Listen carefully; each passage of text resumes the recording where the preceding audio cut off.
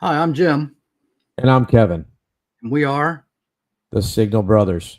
Welcome back to the Signal Brothers for another live stream.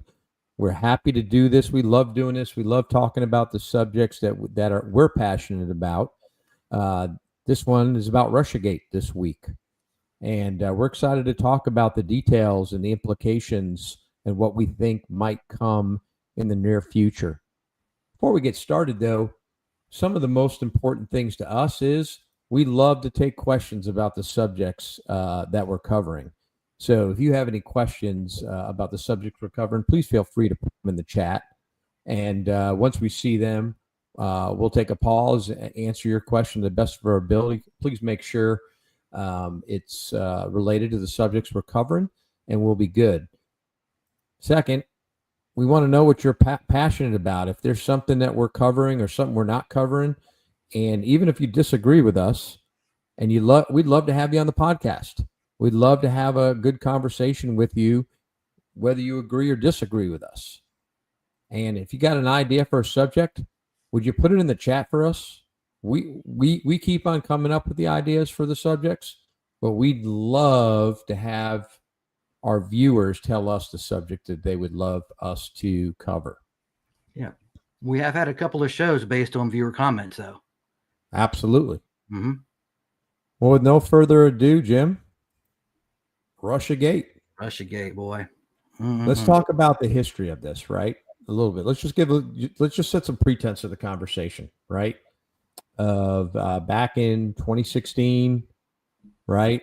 There was a concern that Trump was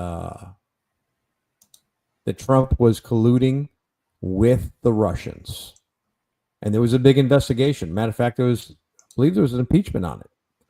So, one of the most important things about this is he always claimed that he didn't collude with the Russians, and now there's a lot of information coming out that may or may not point to the fact that this was done by operatives within the Democratic Party to dissuade and distract information about what was going on within the Democratic Party and to really tank the Trump administration.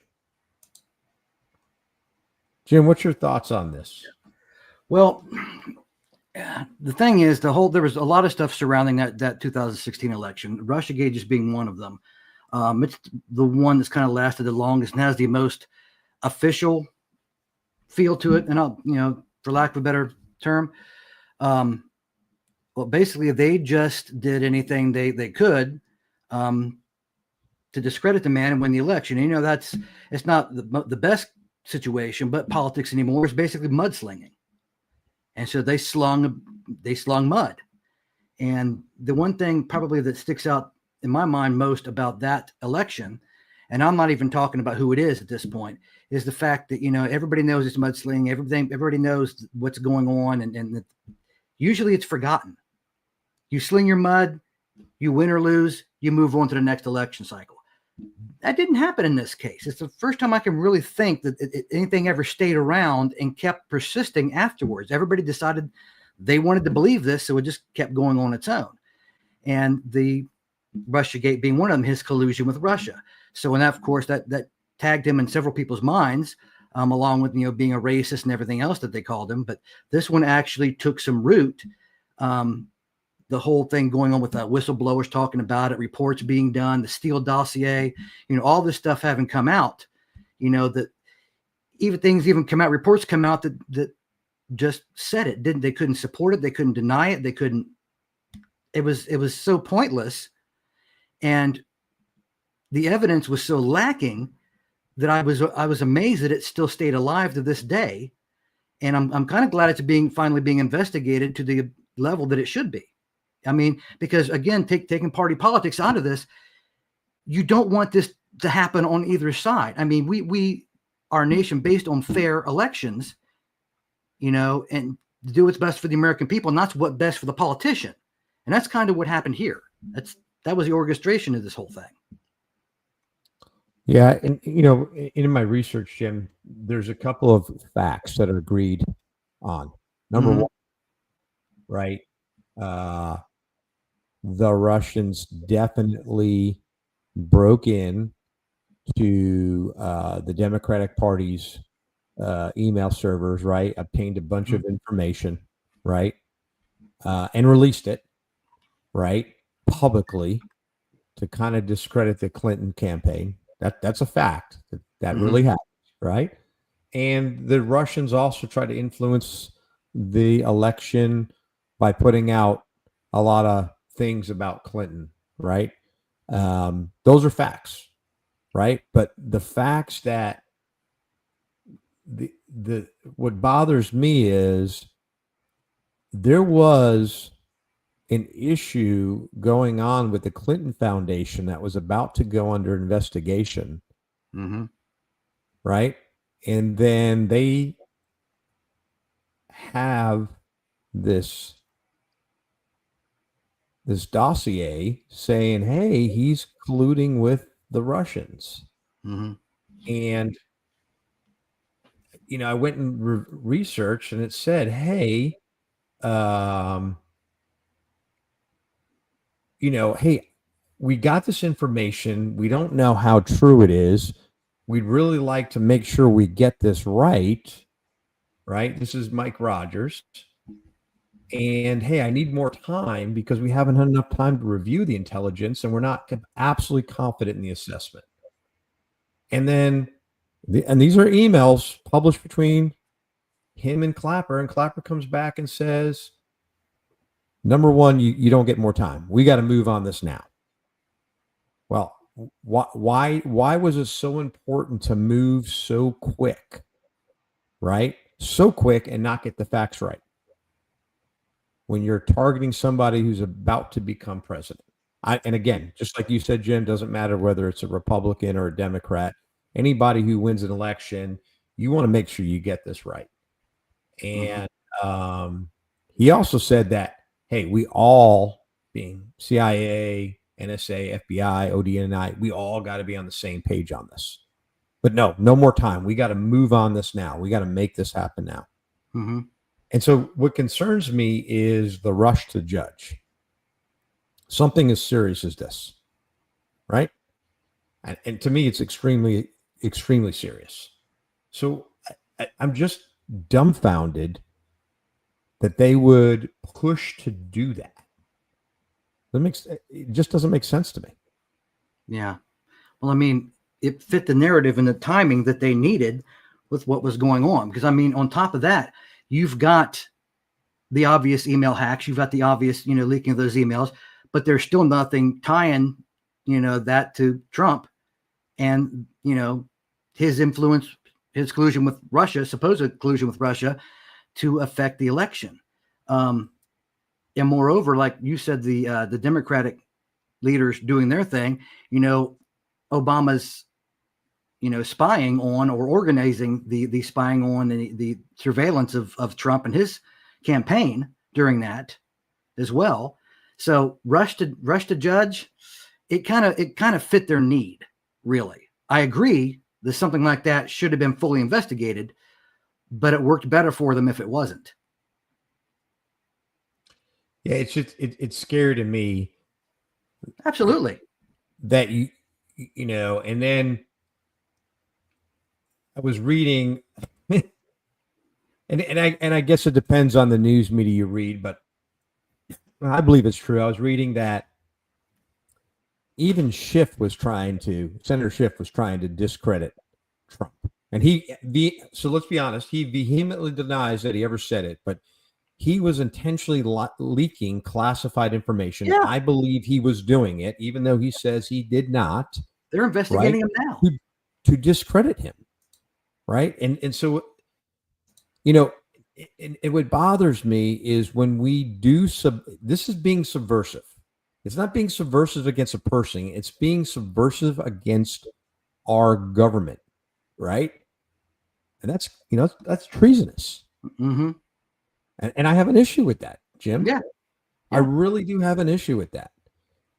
If it was the other way around, and Republicans were going after Democrats in the same light, I'd still have an issue with it. Yeah, this absolutely. is not about Democrat or Republican, right? Treason is treason. It don't matter what side it's coming from, what side it's going to. Yeah. Yeah, because I mean, yeah, Schiff is being, there's whistleblowers now saying that he approved the intel leaks to smear Trump. I mean, he's being investigated. They wouldn't get now. caught. And let's again, we're going on the record saying he has vehemently denied that he had anything to do with it. Mm-hmm. But I don't believe the guy.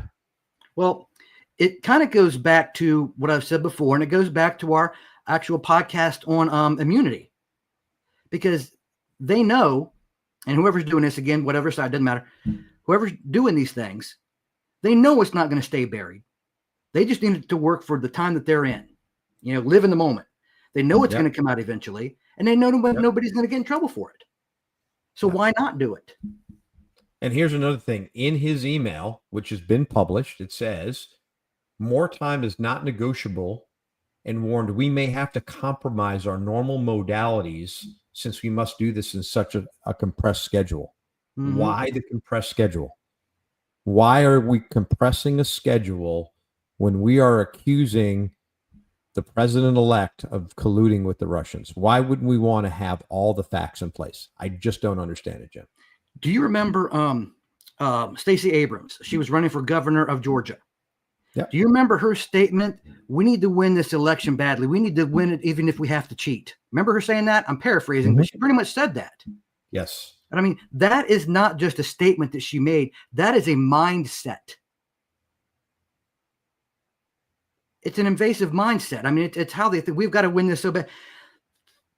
The ends in their mind justify the means, no matter how vile the means may be.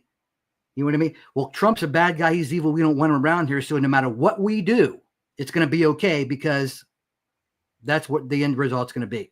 No.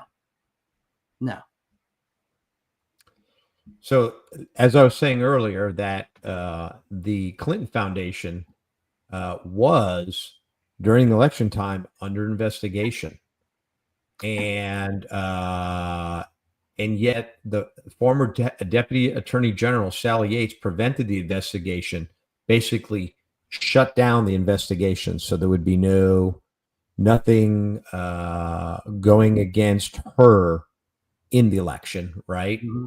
And nothing ever became of it, right? The Clinton Foundation still hasn't been investigated on this, right? Yeah. But Jim, I'm going to go out on the record to say it, and it might get people a little bit pissed off, but I believe Hillary Rodham Clinton was the mastermind behind this thing. Oh yeah. Well, here's my thought on this, right? So when Barack Obama won the election back in 2008, Hillary wanted to run. She had ran before. Didn't she run before that? I think she did. Anyway, so I believe fully that this whole thing was orchestrated. And they said, okay, Barack Obama's going to have his now. You can win in 2016. We're going to have Barack Obama in right now. And when 2016 come along and it looked like she stood a chance of losing and eventually did lose, that's where all this came from. That's my thought. Yeah. So the facts are there's still a lot more to come out about this. Mm-hmm. There's a lot of stuff, Jim, that I think is still going to come out. And, so just in fairness, I went to factcheck.org, right, to also get a different perspective on this. And of course, if you read Gabbard's misleading coup claim, right, mm-hmm. that she's over exaggerating what went on, right? And I'll be honest with you, I have a hard time believing that Barack Obama was directly involved. I don't believe he was directly involved. I believe, right? Why I believe he was directly involved? Why is that? Even after Trump took office. And do you remember when he actually went overseas and he was in Iran or wherever he was, they were actively telling them how to avoid Trump's policies. He didn't just start doing that overnight. No, he was involved, and they're investigating him as if he was involved. I mean, that's the one that's might be the only thing that can get him on, because while he was in office, of course, we had that whole thing, with immunity. Is this a prosecutable offense? Was it within his powers? When he was president, so was he immune from it? Is he not immune? He wasn't immune when he went over to Iran after he changed over the office. So, I mean, is that still considered treason? If you and I were to go over to our enemy and tell them, hey, to avoid the president, the commander in chief of the U.S. military forces, here's what you need to do. Would that not be treason for me or you? Well, I think for military people to give up classified information, you want my opinion? I think it's bad business to do, right? Mm-hmm. Is it treason? I don't know. I think it's poor sportsmanship, right?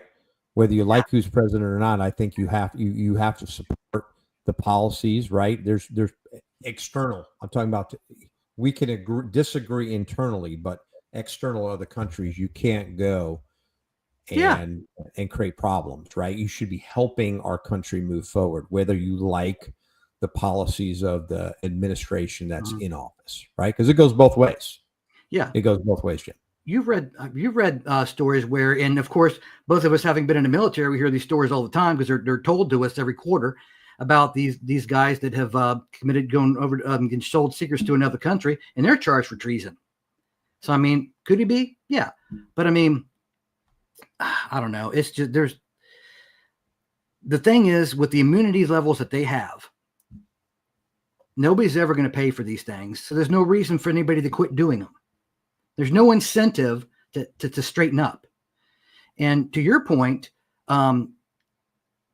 keeping the same faith, that even applies in the workplace, like in your office. You and your boss disagree with the way to do something, right? You're going to have it out in the office. You're not going to have it out in front of the customer. No, of course not. You present a united front. Yep. That's just common sense. Good business, like you said, good business. Yeah, again, I think more on this, Jim, is going to come out in the near future. Yeah. And I think as they peel back the onion, I think people are going to get prosecuted. I think the prosecutions won't go to politicians. I think the politicians will avoid it, to be honest with you. Yep. Because I believe there are politicians involved in the subversion and the treason. However, I don't think this is going to go unchecked. And I think we have to check it for the good of our country, right? We're supposed to check for the good of our political system. Yes. And I don't want to see it happen with anyone. A good example of that, taking it the other direction. Oh God, what year was it? Bush and Gore, that election cycle. So Bush won. Bush had lost. So he demanded a recount of Florida, the state that his brother just happened to be the governor of. And then magically it turns around and he won Florida. You know how many times that happens? So you want to tell me that there's nothing shady about that? And that was a Republican that did it. And I don't agree with that. So it has nothing to do with party politics. Wrong is wrong.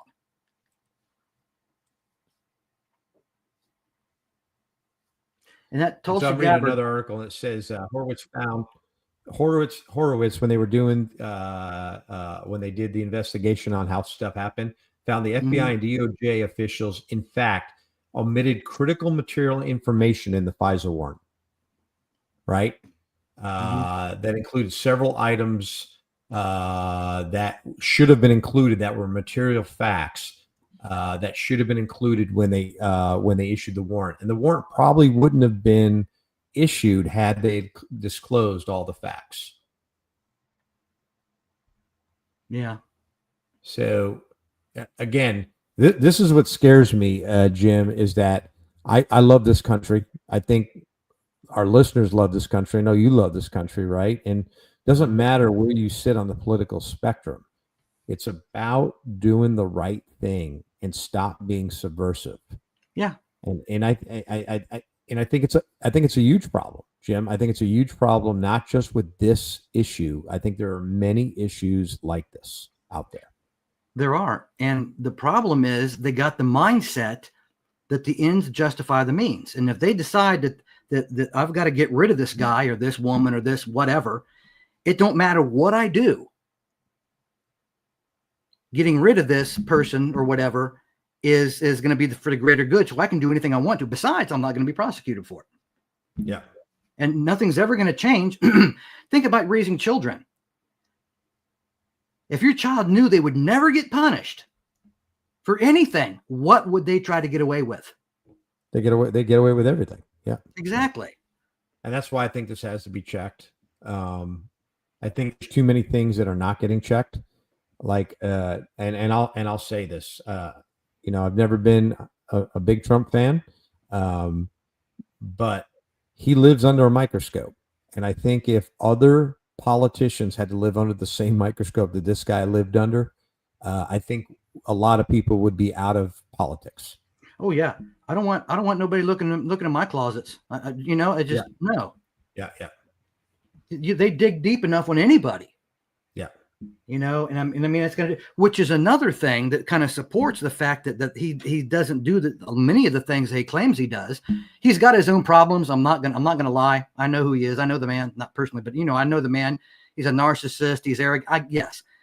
But living under the microscope the way he does, if he did half the stuff that they have accused him of, we know it. I don't know. It's just a mess. It's not how it's supposed to be. And it's just, and the Democrats want to sit there and say how many things are a threat to our democracy that he does. This, or RussiaGate that we're talking about, that's the threat to democracy.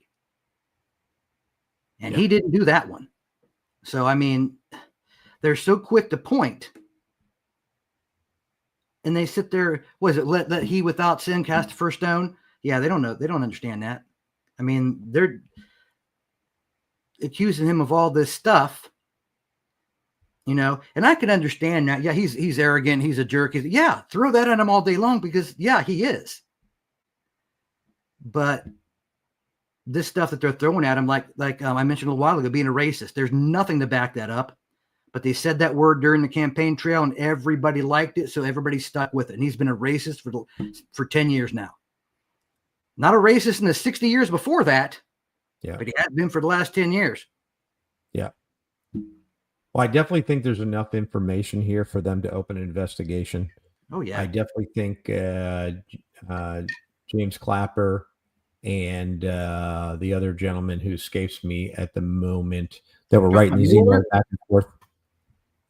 They need to be definitely bought in and questioned under oath, right? Barr? Mike Rogers. That's the other guy. Yeah. So from my perspective, he was the director of the NSA and Clapper was DNI, right? And so I definitely think they need to clarify, the fact that they all need to be in the same sheet of music. That to me is not telling, right? I think all the intelligence agency, if you're going after the president-elect, you need to all be on the same sheet of music, right? If you're going to bring evidence, yeah. Mm-hmm. The fact that he said that they didn't have any time and they would compromise their normal modalities, right? Compromise their normal processes to get the end result. I think you have to answer that. Why was it so critical to do it so quick? Why was time of the essence? Yeah. Now, when you look at because he was taking office and you knew you were going to be out of position, that's not a reason to do it. Not a reason, no. But if you look at some of the reports, counsel, right, to investigate, right? Well, that's what they did, right? They investigated it, right? And that's what I forget the guy that did it. But my point is they were quick, and they the way they did this was really bad. Right? Is it criminal the way they did it? I'll leave that up to the courts, right? Yeah. But it definitely questionable. Yeah. Definitely questionable. If you look at some of the reports that came out, like the Steele dossier, didn't find any verifiable evidence. And even 2019, when Robert Mueller put out his findings, he said there's no evidence there was any collusion. This was Yep. 2019. That This was is Mueller. 3 That's years a after. special. Yeah. So there's nothing that they could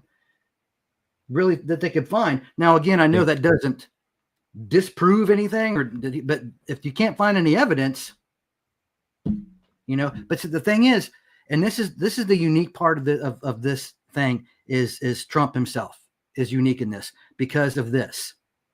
And I've not seen in my lifetime or read before of any one person, president, that's been hated for virtually non-understandable reasons as much as that man. So they're willing to take anything that they can get a hold of, to put it against him. And I've never seen that kind of attack consistently like this. I don't understand that level. I mean, well, this is why I think it needs to be this is why I think it needs to be thoroughly investigated, Jim. I think this needs a full investigation. And if there are issues, right, let the chips fall where they may. Yeah. And if they find it, and if they right? find it, if they find that he did something, then he did it. Okay. I won't like it, but okay, you proved it to me. We'll deal with it. Yeah. But if nothing comes up, it ain't going to matter that they'd find nothing because the people say, I know he did it because he's Trump. I can't stand that mentality. I agree. Chips need to lay where they lay. And I think, again, there's going to be people that are going to be, I think there's going to be some people going to jail over this. That's just my gut feeling. Probably not the right people. It is what it is, Jim. This is the world we live in. Yeah. Like you said, it's going to be assistants and everything else. It isn't going to be the politician. So, and I think we're not going to get changes till we start holding the politicians that were involved accountable. I'm just going to be very clear on that, right? There's always fall guys and gals in these type of situations and these scandals. So, yep. Yes, sir. Well, Jim, I think we're going to move on to the big events over the past 2 weeks. Mm-hmm. First one, the shootings. That CDC shooting, I was tracking that one. I'll let you get more into the Texas and Baltimore because I really wasn't tracking those as well. But the CDC one is pretty concerning, right? Yeah. That guy shot, I don't know how many rounds before he was, he ended up killing himself. But I mean, it's scary to think that he was able to shoot that many rounds, take out that many windows in buildings on the campus. A young officer lost his life, right, trying to respond to this thing. Definitely concerning. Does it change my thought about the Second Amendment? It does not. It'll never change my thought about the Second Amendment. But definitely these are concerns, right, that we've had these, again, more mass shootings. Well, the Second Amendment only plays into it to a small degree because you want to hurt somebody. There's plenty of other ways to do it if the guns weren't there. So, I mean, it's the person. It's not. It's just a tool. I mean, you and I pretty much agree on that one. Yeah. But with the Texas and the Baltimore shootings, were within a couple of days of each other. The Baltimore shootings took place on the 10th or the 9th, that Saturday. 6 people, including a 5-year-old girl, were wounded just on a street corner. 6 victims, 4 males, 2 females, 5-year-old girl. Did they catch a guy? Yeah, they caught him. 38-year-old man. People hanging outside when the gunman opened fire. No suspects have been arrested. Still under investigation.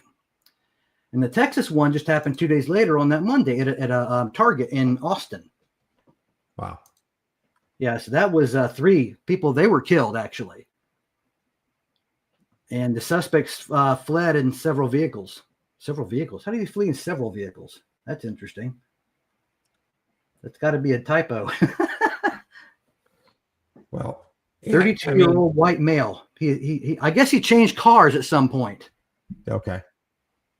But that's, I mean, when we did this a couple weeks ago, we had 3 or 4 mass shootings to talk about too, didn't we? Yes. Yeah. So Mm-mm.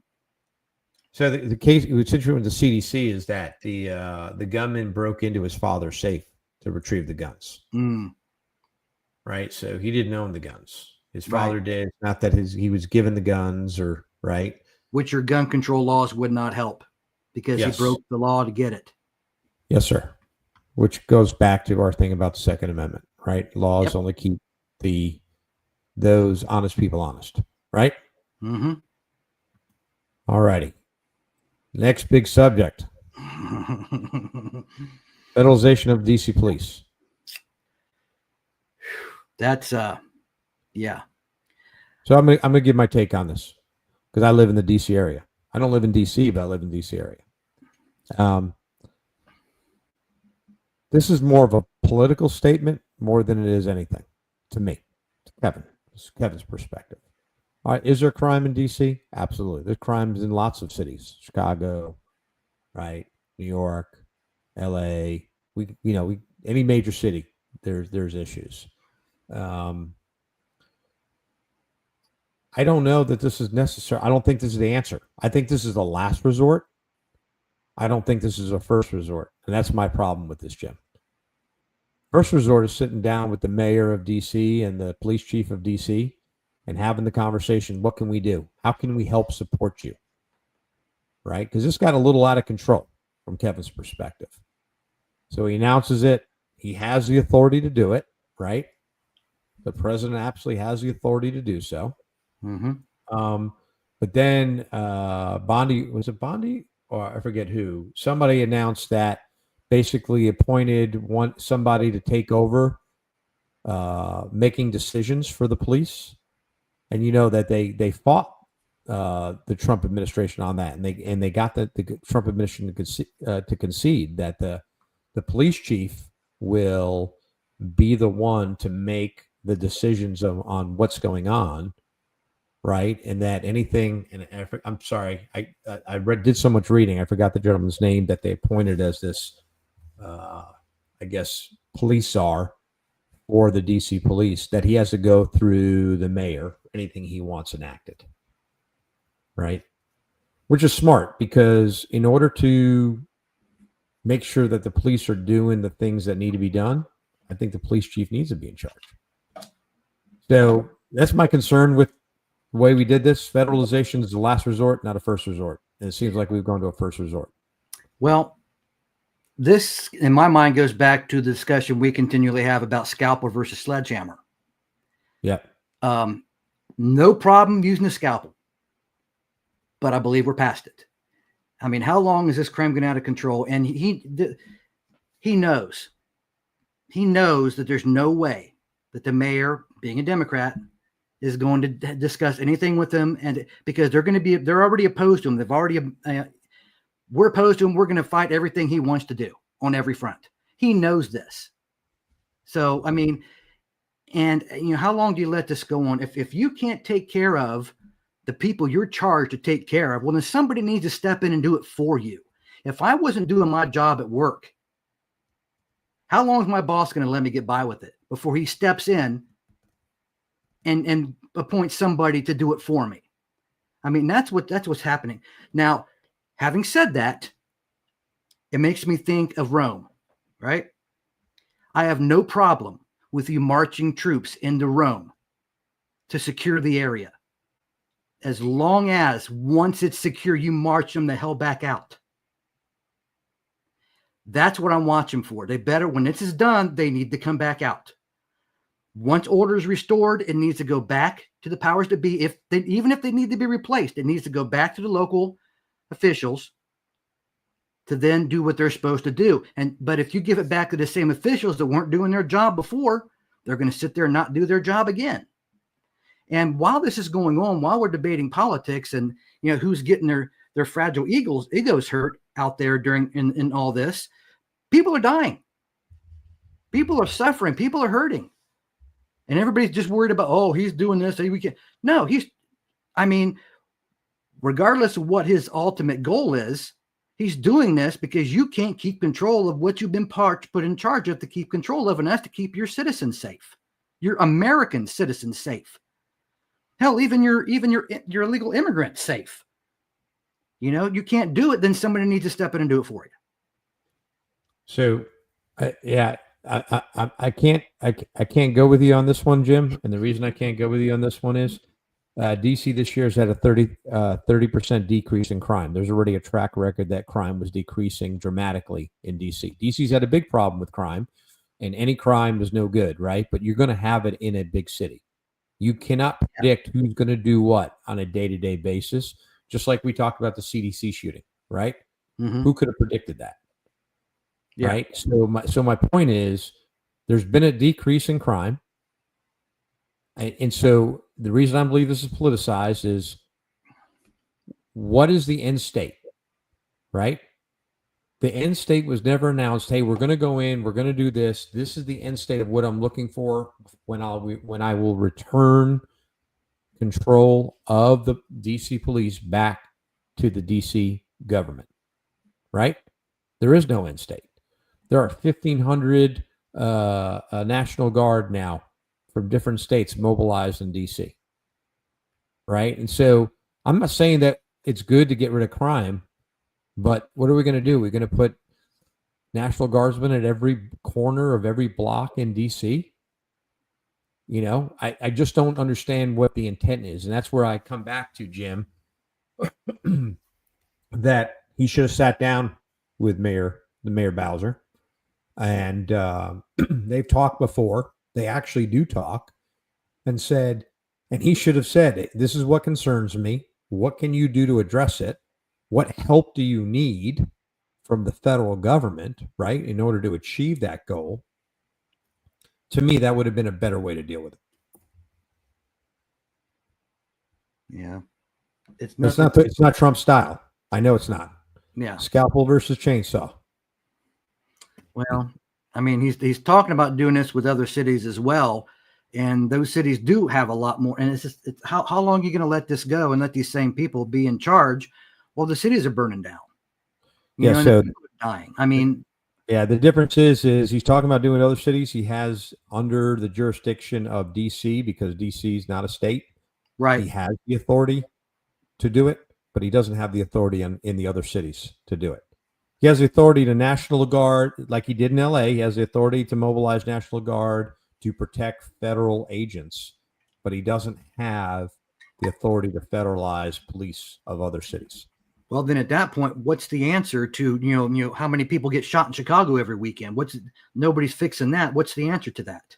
Absolutely. I agree. And that takes the people of Chicago to vote in different people to run the city. And I think so I got cousins that live in DC, and there's problems in Chicago. But there's problems in every big city, Jim. And the key is that we sensationalize all the bad things. We don't talk about the good things that do go on in some of these cities, right? And I'm not trying to prop up that there's great things going on in Chicago, because from my perspective, where I sit, I don't live in the city like my cousins do. My cousins think that the problems are being over, they're being blown up, right, for political reasons. So you're going to have problems in the city. And just because you have the police presence in DC doesn't mean that the people committing the crimes are coming from DC. They're coming from Maryland. They're coming from Virginia. They're coming from DC. They're coming from all over. So how do you control that? I mean, how do you know? Yeah, one might even say they're being bussed in, or you could even say I know it's a conspiracy theory. You could even say the same thing about over exaggerating the problem. Well, you could under exaggerate the problem, like reporting when there's people behind you burning stuff, saying, "Well, this is mostly peaceful here today." Yeah, they do that a lot. I mean, so yeah. I just again,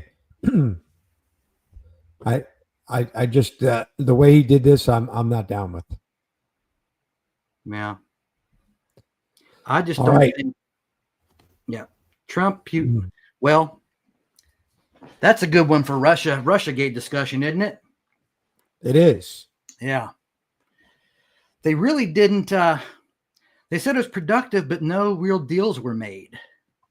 I do find it interesting, however, that even Putin agreed with them that if Trump were president during the last 4 years, he'd have never gone to war with Ukraine. I'm not sure. I found that interesting that he said that. Mm-hmm. I agree, and I Yeah, know absolutely. people are upset that Trump is holding on tariffs, but he's giving a chance for peace to work. I don't think tariffs on Russia are off the or sanctions are off the table with Russia. I think what he's trying to do is give the opportunity for negotiations to happen. And I think if negotiations happen on good faith from Russia, I don't think there'll be sanctions or tariffs on Russia additional. And I think if he doesn't, then it would be a different story. Yeah. Well, I also read how many people, and again, these are the extremists. You know, whenever I talk like this, it's the extremists. It's not all Democrats. It's the extremists, and both sides have their extremists. They're talking about how obviously, you know, there is something to the Russian collusion, because look how friendly and smiling and shaking hands he is with Putin. Well, if you look at every president that's ever met with Putin, I mean, you do that for the doggone cameras, man. They just point out anything they can. But they said his next meeting is supposed to be with Zelensky. In fact, I think Zelensky even said he wanted to be at this meeting, but it's probably good that he wasn't. But here's what I'm glad about. I'm glad that Trump didn't make any decisions about ending the war in Ukraine, because those decisions, from Kevin's perspective, need to be between Putin and Zelensky, right? Yeah, absolutely. Between those two countries, number one. The U.S. and the European Union and anybody, other country that has a vested interest in getting this war ended, they can surely help the negotiations. But the two key people at the table have to be the Zelensky and Putin, right? Must be. Yeah. Number one. So understanding the issues that concern Putin, whatever they are, because I don't think we really know. I know there's lots of speculation and rumors. I've read the speculation and rumors. They're out there. But I think the meeting tomorrow with the European Union and Zelensky will be telling of where we go. And while we don't know for sure what was discussed, I know for sure that Russia doesn't want to give up all the land they've taken. Yeah. Not only under the current war going on, but when they annex Crimea, they don't want to give that up either, right?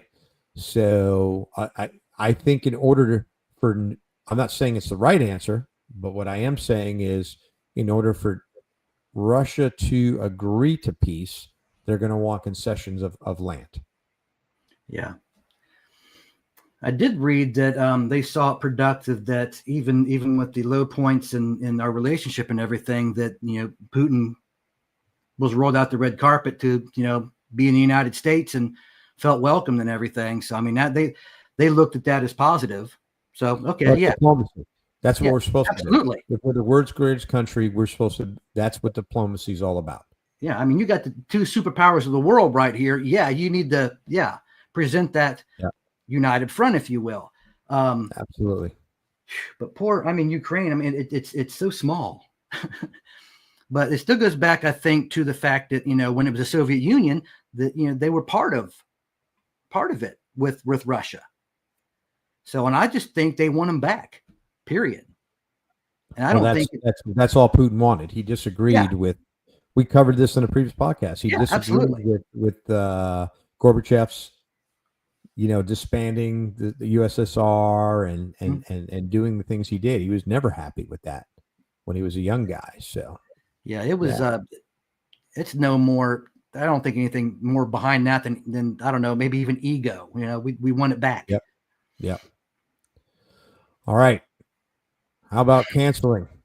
Oh man, they had a fit when they canceled Colbert, and it's like, well, that's what you do when you. No, he lost $40 million in the last year on that show. and I don't care what side of the fence you fall on, you lose that much money to your studio, you're going to get the axe. And as far as Steve Howard Stern, he went from 20 million viewers to 125,000. Same situation. You lose that kind of a following, yeah. I mean, I used to like Howard Stern when I used to live up in Connecticut. Used to listen to Howard Stern on the radio. Love listening to Howard Stern. I don't like Howard Stern today, right? No. My views have changed. Howard's has changed, but I think he's fallen out of favor with a lot of people. Mm-hmm. Howard Stern has. So it's not shocking to me that that these guys are being canceled. And these are business decisions. I don't think anybody's doing it for no. And there are people out there that are hell bent that it's being done to appease Trump because of mergers of companies and stuff like that. I disagree. Yeah, I think if you lose viewership, right, there's got to be a change. Yeah, there's got to be a change. If you lose your studio $40 million in a viewing season, how many seasons do you think they want to take that hit? The only thing I disagree with, Jim, is okay, why not bring somebody else on for a late night show to compete with the other ones out there? That's the only thing that I was wondering. Is there not somebody out there strong enough that they could bring in, right, to replace him? That's what I don't understand. Yeah. They could bring somebody. It would be great if they brought somebody middle of the road. Yeah. Not one side or the other. And don't get me wrong, I appreciate a good joke on a sitting president, but there's limits. I mean, you want to make fun of the way Trump talks when he talks to you, then it's the greatest ever. I can tell you, let me know. I can tell you that it's the greatest ever because I know they're great. That kind of thing. I can appreciate that. Make fun of his hair, stuff like that. But, but middle of the road, they did some middle of the road guys because, before 2016 changed a lot. But before 2016, I mean, you'd have that kind of, on evening talk shows, you have that kind of comedy. Now it's just vicious attacks. It's terrible. But what really confuses me is how they can cancel these two and The View still be on. That's what blows my mind. I don't want to talk. I just don't do The View. I have my view about The View, no pun intended. We touch that. They obviously have a following. Okay. Yeah. People are watching. Mm-hmm. So here's my deal. I may not like The View, Jim, but if they have good viewership, then they shouldn't be canceled. Yeah, even if I don't personally like watching it. Let them do what they do. And if the studio is making money off of it, they're not going to be canceled. So right. All right, Jim, our last subject for current events: redistricting in Texas, California, New York, and all these other states that are going to now they're going to do redistricting to countermand the debacle in Texas. Yeah, I'll start this one. Go ahead. Yeah. So I believe redistricting is a good thing, right? When you do it for the right reasons. Yeah. The fact that Texas started this off because Trump said he wants 5 more seats and they said, yeah, we'll go ahead and do this. I'm going to cry foul on that, right? It's just started a whole wave, right, of states wanting to redistrict, right? And you don't do it for the reasons that states are doing this. This is the wrong answer, right? I will tell you that. I did a lot of research on this. I read an article about states getting grades on their process of redistricting, right? That the Democrats from Texas all ran to Illinois, and Pritzker's up there saying, yeah, they can't do that. I read Pritzker's thing. He says, hey, we did it right. We did it by the book. We did it according to the laws, right? We did it right. But, an independent party gave them an F for the way they redistrict. Then they are gerrymandering. So I really do believe that the districts should be evenly balanced, right? We shouldn't be doing it to benefit seats. And I believe it should be done by an independent party. Absolutely should be done by an independent party. So, I don't know, Jim.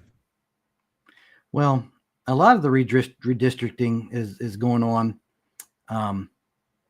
maybe not directly related to. And I didn't do as much research on this one as you did, but one thing that I see, that I think, just from my viewpoint, is the deportations, in those key states, especially states that border, Mexico, our southern border.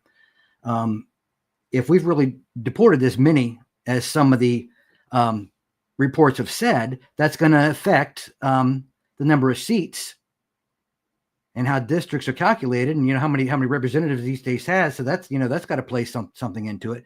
And of course, what was it, that whole thing when in Texas where everybody, all these guys left, and then they went to get them and arrest them. And it's just a debacle. It's a mess. Yeah, I think believe it or not, I live in Virginia. Virginia gets an A for the way they do it, because they do it independently, and it is fairly balanced in Virginia. Can you see Tennessee on that? I'm sorry? Can you see Tennessee on that? I don't remember seeing Tennessee. It wasn't every state. It wasn't all 50 states. They went through like a bunch that do it, poorly, and and a bunch that do it well, right? And I was shocked to see that Virginia received an A, and I forget what the website is, because I was looking that up earlier in the week, but I found that quite interesting. Yeah, the redistricting, got to do it to represent the people. This is not about representing a party. This country was not set up on party. It was set up on representing the people of this country. Yeah. All people. Yeah. And that's the thing that gets me. Every people are like, they're doing this for us. They're not doing it for you. They're doing it for them. They're doing it to get back in office. They don't care. I mean, and we're never supposed to have a two-party system like this to begin with. It's always going to be us versus them, and it's just getting worse. And there's nothing in place to fix it, because everybody has immunity from everything. We have unlimited politicians in their offices. Like we were talking about with the Russia collusion. I mean, everybody's got immunity to most everything they ever do. I mean, where's the fix? I mean, how can you fix things when you've got no tools? Yep. And they're not going to go for term limits, because who's going to vote on them? They're going to have to vote out their own jobs. Yeah.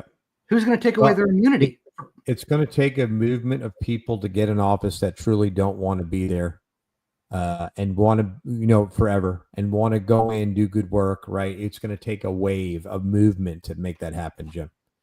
I think the biggest thing that's going to happen is when Trump's out of office and he can no longer run, because, we know he can't run again. Because then we're not going to have the Democrat Party focused on one thing and one thing only, and that's stop Trump. Hopefully then they can focus on some other things. You know what I mean? And maybe we can mend those fences a little bit, but as long as Trump's part of the game, that's all they're ever going to do. Well, I will agree with you. There's no way he can run again. The Constitution is very clear on this, and I think he's been pretty clear. He would love to. So one thing I think about him, he says a lot of things to the bear, right? He says a lot of things to prick, he does. Yeah, I'm gonna say he can't run. Yeah. But because he can't run, Jim, doesn't mean he's not going to have an influence when he comes out of office, right? Yeah, I know. He's definitely, as long as he's got all his faculties, he's going to continue to have an influence. Do I agree with that? No. But he's going to have an influence. And I guarantee he's going to want some special appointment to some special position after, in the next administration, if it's not Republican. One. Yeah. So, he just can't leave it alone. It comes back to the narcissism you talked about, right? He is narcissistic, and it's all about him. Yeah, I know. I don't miss that at all. I mean, I see that clearly. I mean, it's yeah. So our next podcast is going to be in 3 weeks on September 7th. We're going to take a break. We're not going to come back over Labor Day weekend. We're going to do the weekend after September 7th. And it's going to be about Armageddon. And folks, what's driven us here is I just watched the movie yesterday, Leave the World Behind, on Netflix. And if you haven't seen that movie, I would highly encourage you to watch it, because that is a very real, plausible scenario that I personally can see happening in this country, potentially next 5, 10, 15 years. But not only that, I mean, there's other natural disasters that could throw our country into disarray. And the reason we're going to cover this is, how prepared are we, a country, to really deal with something on a scale, that scale? Are we really prepared? What are you doing to get prepared? Right? What are you doing personally to get yourself prepared for an end of days type event? So that movie, I watched it. It kind of leaves you hanging at the end. I won't get into the details. I'll let you watch the movie. I won't spoil it. I highly encourage you to watch it. And I will tell you that it left you hanging, but you knew the outcome was not going to be good. So, anyhow, September 7th, our next podcast. Look forward to having our viewers. We had quite a few viewers. I don't know if you watched the numbers spike up on the number of viewers, Jim. Yeah. We had quite a few people poking in and listening this time. Yep. Sure did. All righty. Well, Jim, I think we've done it. We've done it. Awesome. Well, I'm Kevin. And I'm Jim. And we are the Signal Brothers. All right, folks. Have a good one. Thanks for watching. Thank you, folks.